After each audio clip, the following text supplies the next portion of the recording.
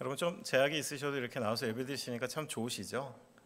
네, 저도 계속 집에만 갇혀 있다가 한 달 전쯤에 대전에 그 말씀 전할 일이 있어서 갔다가 청년들이 앞에서 이렇게 찬양하는데 사실 뭐 제가 이렇게 좋아하는 장르의 노래도 아니었는데도 그냥 찬양만 불러도 눈물이 울컥 나고 뭔가 또 함께 모여드리는 예배 가운데는 하나님 주신 특별한 은혜가 분명히 있는 것 같습니다. 또 오늘 이렇게 선교축제 처음이라 저도 긴장하고 왔는데 또 감사한 것이 이렇게 선교사님 가정이 떠나시는 그런 아름다운 이야기 또 그것을 축복하시는 그런 모습들 속에 함께할 수 있는 것도 저에겐 큰 특권인 것 같고요. 여러분들 이제 잘 아시겠지만 크리스토퍼 라이트라는 한 유명한 선교 또 그리고 주경 신학자이죠. 구약학자인데 그가 선교사를 파송하는 교회들을 이야기하면서 그의 책에서 요한 3서의 말씀을 쭉 인용하면서요 신실함에 대한 이야기를 합니다. 우리는 두 가지 신실함 때문에 사역자들을 파송하는데 첫 번째는 형제 자매에 대한 신실함, 우리와 함께했던 이에 대해서 우리가 기도하고 또 그를 우리의 같은 마음으로 보내고 함께 간다라는 그 신실함.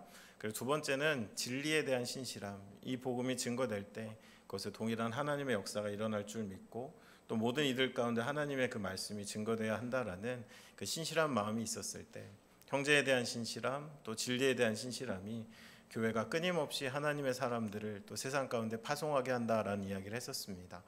아마도 그 신실함 가운데 계신 공동체가 여러분 사랑하는 가정을 또 그를 통해 증거될 그 진리에 대한 마음, 그 믿음을 가지고 파송하시는 줄로 알고요.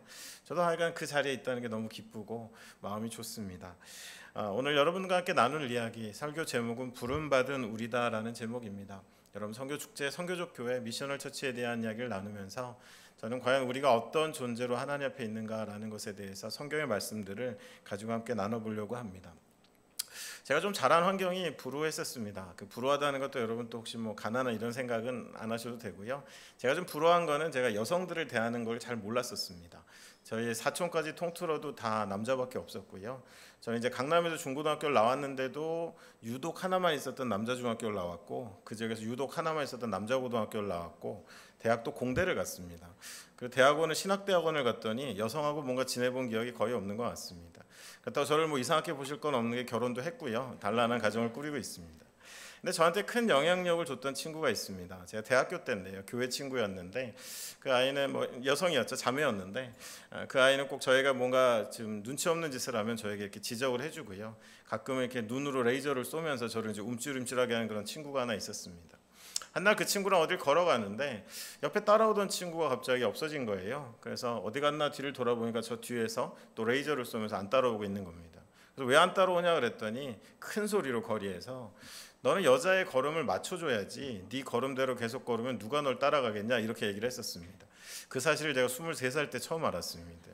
아마 그동안 저랑 같이 걸어주신 분들 특히 저희 어머님은 참 많이도 참으셨던 것 같습니다. 전 걸음을 배려한 적이 없었거든요. 배려라는 게 이런 거구나, 같이 걷는 거구나, 그게 필요하구나, 옆에 사람의 걸음을 봐야 되는구나, 그런 것들을 처음 자각했던 때입니다. 제가 저희 선교단체가 좀 오래됐는데요. 저희 선교단체에 참 감사한 분이 한 분 있습니다. 모리스 선교사님이라고 뉴질랜드 출신이신데 웩 선교사로만 한 50년 정도 사역하셨습니다. 이제 나이가 많이 드셨지만 여전히 액티브하게 저에게 선교의 조언을 주시는 분입니다. 근데 제가 그분에게 정말 감사했던 이유는 처음에 제가 국제단체 들어가서 제일 어려웠던 건 지금도 어렵지만 영어였습니다. 근데 유독 그 모리스 선교사님 하신 영어는 잘 들리는 거예요. 또박또박 끊어서 말씀해 주시고 큰 소리로 얘기해 주시고 왜 또 이렇게 원어민들 이렇게 막 뭉개는 거 있잖아요. 그런 거 없이 해주시니까 너무 모리스 선교사님과 대화는 즐거웠었습니다. 저는 그분이 그냥 경력이 많으시고 또 대만 쪽에서 일을 오래 하셨기 때문에 아시아인들을 대하는 어떤 그런 태도가 잡혀 계시다 생각했었는데 나중에 좀 개인적인 교제를 나눠보니까 그게 아니고요. 그 어머님이 꽤 젊은 나이부터 귀가 잘 안 들리셨는데 꼭 집에 갈 때마다 책을 읽어드리고 어머니를 옆에서 돕는 착한 아들이었었습니다. 그래서 습관이 된 거죠. 또박또박 큰 소리로 어머니 귀에다 이야기하듯이. 그래서 지금도 연세가 있으신데도 이렇게 화상으로 대화를 하면 참 잘 들립니다. 누군가 이야기를 할 때 또 그에게 하는 그 말들, 그 배려들, 또 그것도 그 한 선교사님 통해서 배우는 것 같습니다. 여러분들 우리가 신앙생활을 이야기할 때 우리는 하나님과 함께 동행한다라는 이야기를 합니다. 하나님과 함께 걸어가는 것, 내 인생의 여정을 함께 걸어가는 것. 우리는 걸어가면서 때때로 우리의 걸음을 한번 점검해 볼 필요가 있습니다. 하나님께서 걸어가시는 그 걸음, 또 우리가 걸어가는 걸음, 혹시 우리는 우리의 삶과 내 우선순위와 내 마음에 떠밀려서는 함께 걷자라고 하시고는 저 뒤에서 멈춰서 계신 하나님을 외면한 채 그냥 막 걸어가고 있진 않은가, 이것을 점검하는 게 굉장히 중요한 것 같습니다.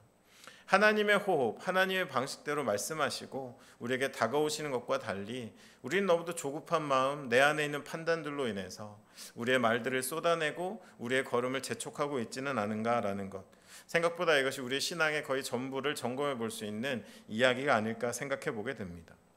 최근 코로나 상황은 아주 특별한 상황입니다. 이 코로나를 통해서 우리는 어마어마한 한 번도 경험하지 못했던 그런 변화의 요구를 받고 있습니다. 근데 한 가지 중요한 건 모든 것이 멈춰선 이때 가운데 과연 하나님 우리에게 어떤 것을 원하고 계실까? 적어도 저에게는 또 제 주변의 많은 것들 속에 하나님 우리를 많은 것들을 돌아보게 하신 것은 분명한 것 같습니다. 그럼에도 불구하고 이때에도 우리는 또 마음의 조급함을 가지고 뭔가 내가 지금 하지 못하는 일, 방해받고 있는 일, 제약받고 있는 일들 때문에 하나님의 목소리, 하나님의 음성과 하나님의 걸음걸이를 옆에서 점검하기보다는 그저 초조한 마음, 두려운 마음으로만 이때를 보내고 있지는 않은지 모르겠습니다. 얼마 전에 저희 팀에서 이렇게 화상회의를 했었는데요. 세계에 흩어져 있으니까요. 저는 이제 사역 R&D라고 해서 사역 전략을 맡고 있습니다. 거기서 저에게 이제 뭐 다음 이 코로나 이후의 상황들을 이야기해 달라고 그러는데 그냥 제가 좀 김 빠지는 얘기를 했습니다. 우리 조금만 더 기다려 봅시다. 우리가 그동안 바빠서 하나님 말씀도 잘 못 읽고 너무도 외부에 왔다 갔다 하느라고 회의하고 출장 다니느라고 집중해서 하나님 앞에 주의 음성을 듣는 일들이 없었는데 이젠 조금 그 일에 좀 집중하면서 조금 더 기다려 봅시다라고 했더니 뭐 예상대로 다들 김 빠진 얼굴들을 막 하더라고요. 특히 한국 선교사님들 중에 해외에 계신 분들은 한국 분들 좀 급하잖아요. 벌써 코로나 된 지 얼마 됐다고 화상으로 뭐 모임을 몇 개를 만들었고 뭐 장비를 뭘 구입했고 막 이러시는데 글쎄 뭐 그분의 걸어가는 길을 제가 함부로 판단할 수는 없지만 마음 한켠에는 지금은 뭔가 하나님과의 호흡, 하나님과의 걸음, 그분의 우리를 향한 마음들을 조금 더 느껴볼 수 있는 때로는 그런 특권이 있는 시기는 아닐까라는 생각도 해보게 되었다라는 것입니다. 저는 이 선교 집회가 이제 다가오면서요. 저는 이제 선교 축제요. 다가오면서 처음 설교를 해야 되니까 부담도 있었지만 오늘 새벽에 불현듯 든 생각이 있었습니다. 자, 우리 하늘빛 우리 교회, 제가 오늘 여러분 앞에 섰기 때문에 드리는 말씀이 아니라 저 자신에게 있어 이때가 참 중요하다는 생각을 하는데 이제 겨우 예배가 열린 상황 속에서 교회가 선교 축제를 하신다라는 것이 의미가 새롭게 다가왔었습니다. 사실 지난 3월 정도에는 저도 많이 흔들렸습니다. 뭐 저의 올해 1년 거의 일정이 다 날아갔습니다. 해외 출장, 강의, 뭐 잡아놨던 회의, 나름 의욕적으로 만들어놓은 모임들 무엇 하나도 제대로 세팅된 게 없었습니다. 그래서 저도 좀 어렵더라고요. 집에 머물면서 마음이 어려웠습니다. 근데 그때 저에게 좀 이렇게 잠을 깨우는 듯한 표현이 하나 있었습니다. 우연히 읽던 길에 영어 표현인데요. Recommitting to our mission이라는 표현이 있었습니다. 저희 말로 바꿔보면 우리 자신에게 주신 고유한 사명에 다시 한번 우리를 재헌신하는 때가 되어야 된다라는 그런 표현이었었습니다. 그래서 저는 이때가 참 귀한 것 같습니다. 많은 제약이 있지만 여러분의 교회가, 여러분의 공동체가 정말 우리가 지금 놓여있는 환경을 보면요. 뭔가 많은 것들이 어렵죠. 모든 것이 변해가고 가진 것을 잃을 수도 있을 것 같고 낯선 길을 가야만 할 것 같은 이 상황 속에서도 그래도 우리가 누구고 우리는 무엇을 위해 이 땅에 존재하는지를 다시 한번 질문하면서 우리의 미션, 우리의 존재 목적을 다시 한번 재확인하고 재헌신하는 것들이 참 소중한 때인데 여러분의 공동체가 6월에 이런 시간들, 이런 여정을 하신다라는 것이 새삼 아침에 교회로 오면서 제 마음 가운데 깊은 감사로 정말 특별한 하나님의 은혜가 있겠다라는 그런 마음들로 제 마음 가운데 있었습니다. 여러분들 동일한 마음이시기를 바랍니다. 또 공교롭게 여러분 오늘 귀한 가정을 또 파송하시잖아요. 다음 주에 영국으로 가는. 도대체 뭐 제가 억지로 막 끼워 맞추는 게 아니라 도대체 우리에게 하나님이 어떤 말씀을 하실지를 좀 여러분 마음을 활짝 여시고 한번 기대해 보셔도 좋지 않을까라는 생각이 든다라는 것입니다. 저는 오늘 여러분들에게 선교적 교회에 대한 어떤 학문적인 것보다는 여러분 너무 잘 아시는 하나님 말씀을 가지고 과연 그것이 어떤 의미인지를 차근차근 한번 살펴보려고 합니다.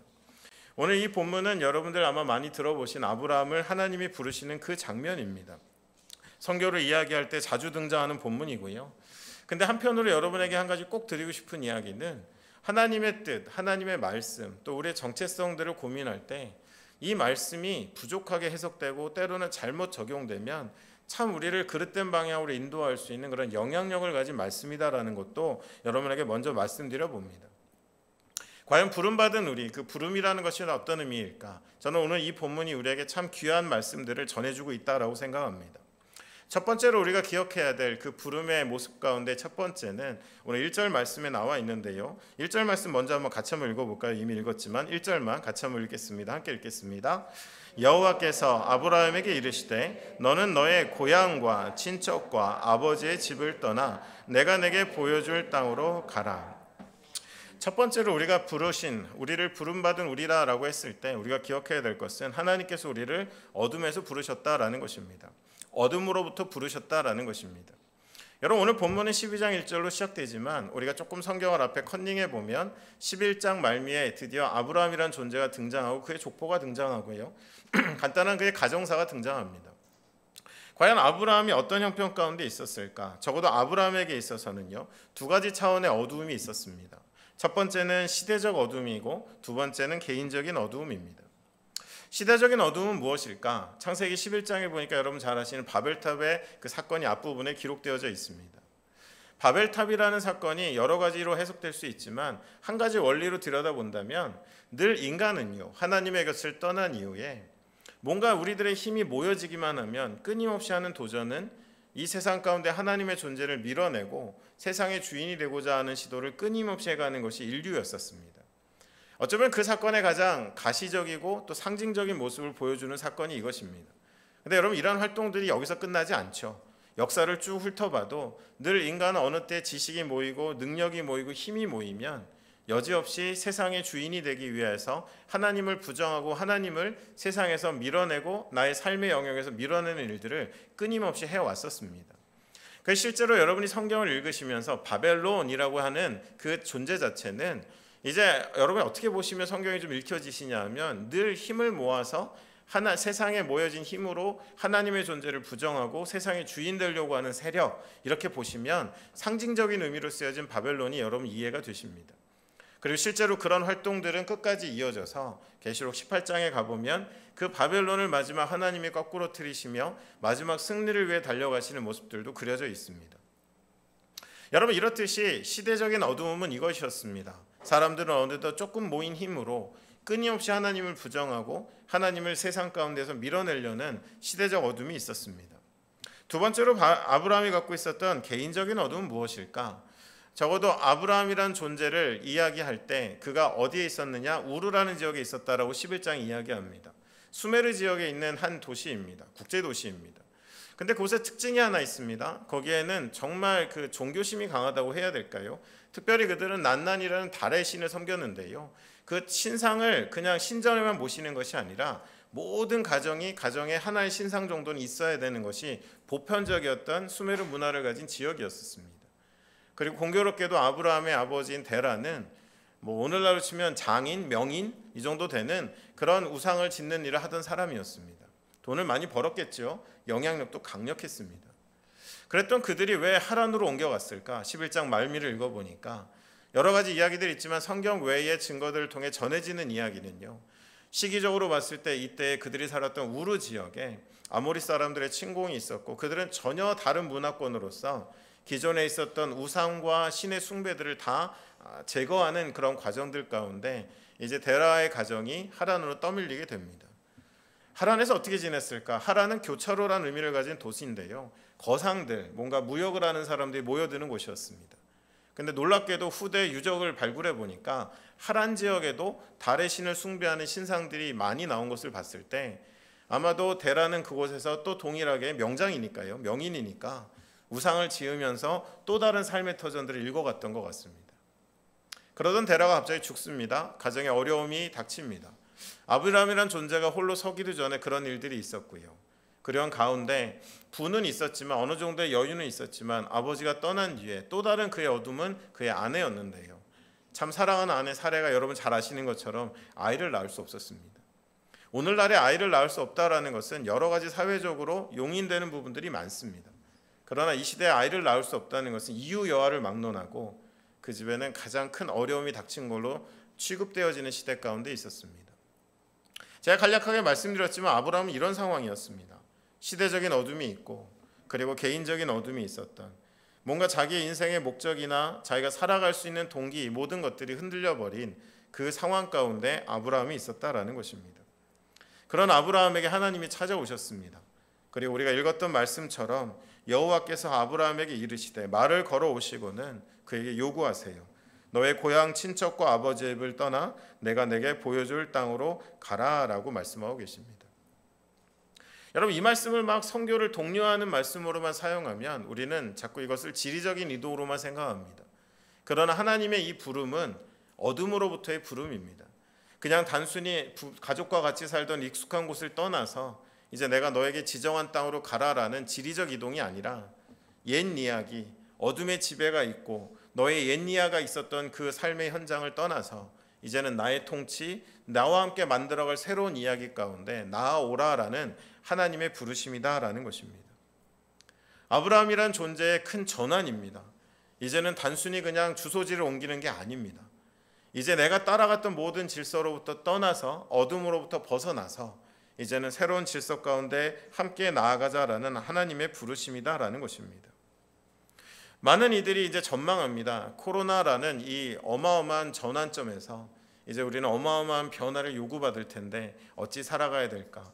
저도 한동안은 굉장히 열심히 읽고 듣고 했었는데 이제 하도 많은 분들이 얘기하니까 이제 조금 피로감도 있습니다. 정말 저 일이 다 일어날까 싶은 의구심도 사실은 조금 일어납니다. 그런데 중요한 것은 여러분, 인간의 역사 속에 이제까지 인류 역사에 코로나같이 이 팬데믹이라는 어마어마한 전화를 일으킨 사건이 없었다라고들 이야기하는데요. 우리는 알고 있습니다. 어떠한 사건도 견줄 수 없는 어마어마한 역사의 전화를 일으킨 사건을 우리는 알고 있습니다. 여러분, 그게 무엇입니까? 예수 그리스도가 이 땅에 오신 겁니다. 하나님의 아들이 육신을 입어 사람의 몸을 입어 이 땅에 친히 오신 사건. 그래서 ACBC, 애프터 코로나, 비포 코로나 사람들이 많이 이야기하지만 실제로 인류 역사는 얼마 전까지도 늘 BC와 AD, 비포 크라이스트, 아노 도미니, 주의 해를 기준으로 세상의 역사를 나눌 만큼 가장 강력한 전환은 이 땅에 예수 그리스도가 오신 사건이었습니다. 여러분, 그 전환이 코로나가 우리에게 어마어마한 변화를 요구한다면 예수 그리스도가 이 땅에 육신을 입어 오신 것, 더욱이 그가 우리의 인생으로 저벅저벅 걸어 들어오셔서 내 인생의 BC와 AD를 만드신 그런 전환이 우리 가운데 있다면 여러분, 우리의 삶은 이전과 같을 수 없습니다. 적당히 이전과 비슷하게 살면서 그냥 내 삶의 영역에 종교의 영역을 조금 보태서 살아가는 삶은 예수님과 맞닥뜨리고 그 놀라운 전환에 함께 편승해서 살아가는 삶일 수는 없는 것입니다. 지금 어둠에서 아브라함을 불러내신 것도 그저 적당히 이전의 삶의 연장선이 아니라 전혀 다른 삶으로의 하나님의 초청이었고요. 이제 아브라함은 그 길을 걸어가게 되었다라는 것입니다. 여러분, 우리도 마찬가지예요. 우리가 예수를 믿었다라는 것, 정말 여러분이 코로나 때문에 우리 모두가 많이 어려워하고 어떻게 변할까라고 두려워하지만 정말 세상이 볼 때 가장 놀라운 변화는 예수를 만난 인생이 보여주는 변화가 가장 커야 된다라는 거예요. 세상의 이전과는 전혀 다른 질서가 내 인생에 들어온 것, 내 인생에 담긴 것, 그거와 비견할 것이 우리 가운데 없다라는 것입니다. 이러한 어둠으로부터 부르신 하나님께서 이제 아브라함에게 그가 걸어갈 길들을 소개하고 계신데요. 우리 2절 말씀 한번 같이 한번 읽어보겠습니다. 2절 함께 읽겠습니다. 내가 너로 큰 민족을 이루고 내게 복을 주어 내 이름을 창대하게 하리니 너는 복이 될지라. 첫 번째로 어둠에서부터 우리를 부르신 하나님이었다면 이제 두 번째는 선교로 부르신 하나님이십니다. 아브라함을 부르신 하나님의 첫 말씀이요, 히브리어로 하면 레크르카라는 말이 쓰였습니다. 저도 히브리어 잘 모릅니다. 여러분, 여기서부터 저랑 떠나지 마시고 귀한 말씀이라 제가 이제 중요해서 감히 제가 주제넘게 히브리어를 씁니다. 여러분, 레크르카라는 말이 이제 너는 너의 아버지 집을 떠나서 내가 보여줄 곳으로 가라라는, 떠나서 가라라는 의미로 쓰여진 것이 레크르카라는 말입니다. 그런데 이 단어를 우리가 조금 곱씹어 볼 필요가 있습니다. 레크라는 말은 이제 걷다라는 의미의 할라크라는 말에서 온 건데요. 이 할라크라는 단어가 참 풍성합니다. 그냥 이제 아브라함한테 너 거기 떠나서 가라, 내가 보여줄 땅으로 가라가 아니라 적어도 이 할라크라는 단어는 세 가지 의미가 다 같이 담겨 있는데요. 첫 번째는 지리적 이동 맞습니다. 그러나 그냥 막연히 가는 게 아니라 누군가의 발자취를 따라간다라는 의미를 담고 있습니다. 자연스럽게 두 번째로는 누군가를 닮아간다는 의미를 담고 있습니다. 그리고 마지막으로는 그 여정을 위해서 내 것을 내어놓고 비우고 포기한다는 의미도 그 안에 담겨 있습니다. 그러니까 여러분들, 하나님이 지금 아브라함을 부르실 때 너는 집을 떠나 가라라는 이 말씀은 그냥 내가 보여준 곳으로 가가 아니라 풀어보면 이런 이야기입니다. 내가 인간의 타락 이후에 걷는 길이 있는데 그 길로 내가 너를 초청한다. 이제 나랑 같이 걷자라는 하나님의 초청이다라는 것입니다. 뒤에 이어 나오는 레크 르카의 르카라는 말은 너를 위하여라는 의미를 담고 있습니다. 그러니까 여러분 이 의미는 뭐예요? 그냥 뭐 저 같은 선교단체에 있는 사람들이 여러분 본토 친척 아비집을 떠나 가십시오라는 그 명령어로만 쓰고 끝날 것이 아니라 풀어보면 이런 이야기입니다. 어둠으로부터 너를 불러내는데 이제 내가 걷는 길에 너를 초청하는데 이제 나랑 같이 걷자. 내가 너에게 보여줄 곳으로 같이 가면 이 길은 너를 위한 길이 될 것이다 라는 의미를 하나님이 담고 계시다라는 것입니다. 너의 것을 비우고 너의 것을 내려놓고 내가 초대하는 길로 함께 걷자라고 지금 하나님은 아브라함을 부르고 계시다라는 겁니다. 아브라함에게 내게 보여줄 땅으로 가서 그에게 복이 되라고 이야기합니다. 이 복이라는 단어, 바라크라는 히브리어가 쓰였는데요. 여러분 이 복이라는 단어가 사실은 기독교의 운명을 많이 갈라놓고 있는 것 같습니다. 사실 이 복이라는 단어만큼 기독교를 엉뚱한 길로 인도하는 그런 단어가 성경 안에 있나라는 생각이 듭니다. 바라크라는 말은 원래 무릎이란 뜻입니다. 그 무릎의 의미에 담겨 있는 것은 나에게 주신 순명, 나에게 주신 명령을 따라간다라는 순종한다는 의미가 담겨 있습니다. 그래서 바라크는 어떤 의미로 쓰였냐면요. 한 존재가 더 충실하게 그 존재가 되어져 가기 위하여 공급받는 생명력을 복이라고 이야기했었습니다. 그러니까 여러분 지금 아브라함에게 하나님이 하시는 이야기를 정리해 보면 이런 겁니다. 선교는요 여러분 가라라는 출정 명령 멋있게 그렇게 표현해 왔었지만 여러분 근본적인 의미는 하나님의 초청입니다. 김대호 목사님 가정이 영국을 가시는데 김대호 목사님만 안 가시고 사모님도 가시고 어린 두 자녀도 가는 이유는 하나님이 초청하셨습니다. 이 가정을 통해서 그 땅에 있는 자들에게 복음을 증거하겠다라고 그들을 초청하셨지만 그들만 보내시는 것이 아니라 뭐라고요? 그 곳을 향해 영국을 향해 걸어가시는 하나님의 걸음이 이제 나랑 같이 걷자라고 그들을 초청하신 것이고 이 일은 우리가 이제 인생이 꼬이는 일이 아니라 우리가 가장 아름다울 수 있고 가장 하나님께 충성될 수 있는 너를 위한 길이다라고 하나님은 이 초청 가운데 그 의미를 담고 계신 것입니다. 그리고 이제 우리는 가서 복이 되는 건데요. 그 복은 가서 보란듯이 잘 사는 것이 아니라 하나님 백성다워지고 더 하나님 백성다워져서는 그 땅에 있는 이들이 어둠에서부터 다시 나와 하나님 백성으로 회복되는 일에 쓰임받는 것, 그 생명력을 흘려보내는 존재가 되는 것이 바로 하나님의 선교의 초청이다라는 것입니다. 어떤 이들은 영국으로 부름을 받았습니다. 영국을 향하는 무슬림들을 향하는 발걸음을 보았기 때문입니다. 어떤 이들은 네팔로 갑니다. 어떤 이들은 아프리카로 갑니다. 또 어떤 이들은 이곳에 머물기도 합니다. 그러나 분명한 것은 여러분 초청받지 않은 하나님 백성은 없습니다. 단지 불순종하고 단지 인지하지 못할 뿐이시지 하나님은 모든 하나님의 백성을 예외 없이 부르고 계시고 나와 함께 걷자. 이것이 너를 위한 길이고 어둠에서부터 나와 내가 걸어가는 곳 너의 보여줄 곳으로 함께 걷자라는 이 초청은 모든 하나님의 백성을 향한 하나님의 음성이다라는 것입니다. 여러분 복을 오해해서요. 그냥 뭔가 우리가 잘 되고 만족스럽게 사는 것이 복음이고 복이다라고 이야기한다면 이건 단순히 여러분 세속적이고 수준 낮은 기독교의 이야기가 아니라 여러분 구원이 없는 하나님의 이야기와는 전혀 상관없는 기독교의 모습으로 흘러가게 되는 것입니다. 어쩌면 우리가 하나님을 알고 신앙이 자라간다는 것은요. 신앙의 연수를 더해간다는 것은요. 내가 옛날보다 조금 더 착해지고 갑자기 하던 술 담배를 끊고 내가 하던 욕이 줄어들고 여러분 이게 전부가 아닙니다. 더 중요한 건 내 삶이 하나님의 뜻과 유관해지는 것이고 나의 삶의 구석구석이 하나님의 뜻과 목적으로 채워져 가는 일이 더해가는 것이 우리의 신앙생활이 하나님 앞에 온전해지는 거다라는 것입니다. 여러분 기억하십시오. 하나님의 선교의 의미, 하나님의 선교는 명령이기 이전에 초청입니다. 파송이기 이전에 동행입니다. 주를 위한 맹목적인 것이 아니라 우리를 위한 궁극적인 것이고 우리는 가서 복이 되는 것, 복이 되어지고 복을 흘려보내는 것, 이것이 바로 하나님의 선교로 하나님의 백성을 향한 부르심이다라는 것입니다. 근데 여러분 여기서 우리가 하나 중요한 게 있어요. 오늘 하나님 뭐라고 말씀하셨죠? 내가 너를 초청하는데 내가 너에게 보여줄 곳으로 가서 복이 되라라고 말씀하셨습니다. 근데 저는 여러분 반대 모습 많이 봐요. 신앙생활에서.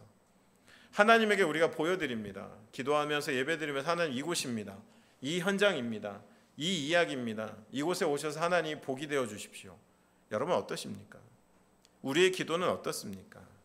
하나님이 보여주실 곳에 가서 우리가 복이 되기를 갈구하고 있습니까? 아니면 내가 하나님께 보여드리는 현장에 하나님이 오셔서 잘 모르겠는데 어쨌든 복이 되어 주시기를 바라고 있습니까? 여러분 이 순서가, 이 이해가 전혀 잘못되니까 신앙인들이, 교회가, 오늘날의 많은 신앙 공동체들이 많은 힘을 쓰고 많은 에너지를 쓰고 많은 노력을 하지만 점점 더 하나님의 뜻에서 멀어져 가고 있다라는 것입니다. 끝으로 하나님의 부르심은 우리를 교회로 부르셨습니다. 불러내다, 초대하다라는 의미로 쓰여진 중요한 동사가 할라크라고 말씀드렸습니다. 이 할라크라는 단어가 헬라어로 넘어오면서요. 제가 오늘 헬라어도 씁니다. 용서하십시오. 그래도 여러분 중요해서 씁니다. 여러분 헬라어로 넘어오면서 선택된 단어가 칼레오라는 단어, 불러내다라는 단어입니다. 근데 아까 여러분 어디서 불러내셨죠? 어둠으로부터 불러내셨습니다. 그러니까 어디로부터 불러낸다라고 할 때요, 전치사가 필요한데 에크라는 말이 쓰였습니다. 이제 다 나왔습니다. 여러분 마음을 떠나지 마시고요. 자, 칼레오라는 말하고 어디로부터라는 에크라는 전치사를 붙이니까 여러분 어떤 단어가 되느냐? 에크칼레오가 됩니다. 여러분 어디서 많이 들어본 단어 같지 않으십니까? 발음이 에크칼레오. 여러분 교회가 헬라어로 뭐죠? 다 아십니다. 에클레시아입니다. 바로 에클레시아라는 교회라는 단어가 에크칼레오에서 왔습니다. 그런 의미 가운데 여러분 교회는 어떤 곳입니까? 이제 우리가 알아요. 교회는 그냥 어떤 나의 감정적인 만족이나 다른 목적이 아니라 하나님이 어둠 가운데 불러내셔서 그가 걸어가시는 길에 초청하신, 그래서 보여준 곳에 가서 복이 되기를 소원하며 하나님이 부르신 하나님의 백성들, 그들이 바로 교회다라는 것입니다. 이 모든 아브라함을 통해 주신 약속이 오늘날의 교회도 동일한 것이고, 교회는 다른 어떤 정의 이전에 어둠에서 부름받은, 그리고 하나님이 보여줄 곳에 가서 복이 되는 하나님의 백성들의 공동체, 그것이 바로 교회다라는 것입니다. 이제는 베드로전서 2장 9절로 10절의 말씀이 굉장히 선명하게 다가옵니다. 여러분 잘 아시는 말씀인데요. 제가 한번 천천히 읽어드리겠습니다. 그러나 너희는 택하신 족속이요 왕같은 제사장들이요 거룩한 나라요 그의 소유가 된 백성이니 이는 너희를 어두운 데서 불러내어 그의 기이한 빛에 들어가게 하신 이의 아름다운 덕을 선포하게 하려 하심이라. 너희가 전에는 백성이 아니더니 이제는 하나님의 백성이요 전에는 국류를 얻지 못하였더니 이제는 국류를 얻은 자니라. 여러분 표현이 그대로 담겨 있습니다. 뭐라고 이야기하죠? 너희를 어두운 데서 불러내셨습니다. 그 이유는 기이한 빛에 들어가게 하신 이의 아름다운 덕을 선포하게 하려 하심이고, 이 모든 일에 너희는 이제 나의 백성으로서 회복되었다라는 정체성의 선언도 함께 담고 있습니다. 여러분 에클레시아라는 말은요, 비슷한 의미를 갖고 있는 오이코스나 아고라랑은 다릅니다. 오이코스는 그야말로 친족, 가족이라는 친밀한 사적 모임이고요. 그리고 아고라는 사적 모임이 공적 모임으로 옮겨갈 수 있는 그런 중간 단계라면요. 여러분 우리가 교회로 사용하는 에클레시아는 공적인 모임입니다. 그래서 그 용례를 봐도 권위 있는 이가 권위 아래 있는 사람들을 불러서 공적 사실들을 나누고, 그 공적 사실들을 통해서 흩어진 자들이 그 사실을 토대로 살아가는 것이 에클레시아라는 모임의 형태였었습니다. 여러분 하늘빛 우리 교회가 에클레시아, 주님의 부름받은 공동체라면 함께 모여 드리는 예배, 우리가 함께 나누는 이야기 속에 무엇이 담겨야 합니까? 하나님의 나라입니다. 하나님이 이 땅 가운데 이루시는 일들을 우리 함께 공유하고 배워가고 알아가야 되는 것입니다.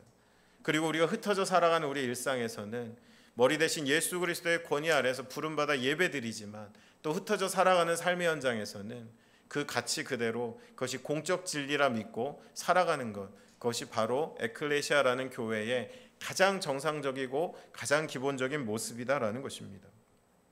그럼에도 불구하고 오늘날 교회의 이론에 대한 왜곡이 너무도 심각합니다. 여러분 선교적교회 미셔널 처치는 오늘날의 새로운 목회 패러다임이 전혀 아닙니다. 우리의 잃어버린 모습입니다.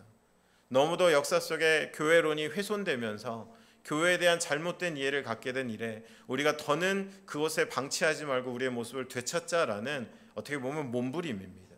종교개혁과 같은 하나님 앞에서의 결단이다라는 것입니다. 그런 의미 가운데 여러분들 초대교인을 떠올려 보시면요, 초대교인들 여러분들도 공간이 비좁지만 이런 공간도 없었고요, 그들에게는 완성된 성경도 없었고요. 그들에게는 훈련 기관도 따로 없었습니다. 근데 어떻게 그렇게 강력한 핍박을 이기고 강력한 도전에도 흔들리지 않았을까? 크리스폴 라이트는 그의 책에서 자기가 속한 그 이야기를 아는 백성이다라고 그들을 묘사합니다. 면면이 이어온 하나님의 말씀 속에, 그 말씀 속에 내가 서 있고 이 작은 공동체, 많아봐야 20명도 되지 않았던 초대교인들은 모여서 함께 하나님의 나라를 나누고 흩어져서 그 하나님의 나라의 가치대로 살아가는 것.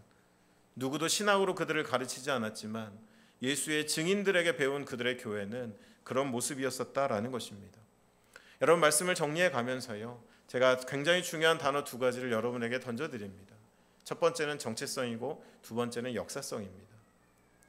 여러분이 함께 이루어 가시는 교회 공동체가 부름받은 공동체라면, 여러분 교회는 하늘빛 우리 교회가 왕지천 목사님이 개척하신 그때, 아니면 분당 우리 교회에서 이렇게 파송받아 나온 그때가 이 교회의 역사의 시작이 아니라 바로 아브라함을 처음 부르시고 어두운 가운데 불러내셔서는 이제 세상에 복이 되기 위하여 그를 파송하셨던, 함께 걸으셨던 그 이야기의 연장선 위에 우리가 서 있다라는 것을 여러분 꼭 기억하시기를 바랍니다. 여러분의 교회가 그런 정체성과 그런 역사성을 갖고 있다면 때때로 우리의 삶에 여러 가지 일들이 있을 수 있지만 교회는 뿌리채 흔들리지 않습니다. 그리고 하나님이 주신 그 세대 안에서 하나님의 일들을 이루어 갈 거다라는 것입니다.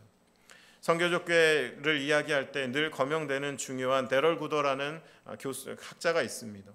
어쩌면 종교개혁에 많은 사람들의 운동에 참여했지만 리더들이 있었던 것처럼 이런 선교적 교회에 대한 자각도 많은 분들이 참여하고 있지만 데럴 구더라는 분이 그 안에 지도자 같은, 리더 같은 역할을 했었습니다. 그는 선교적 교회를 이렇게 정의하고 있습니다.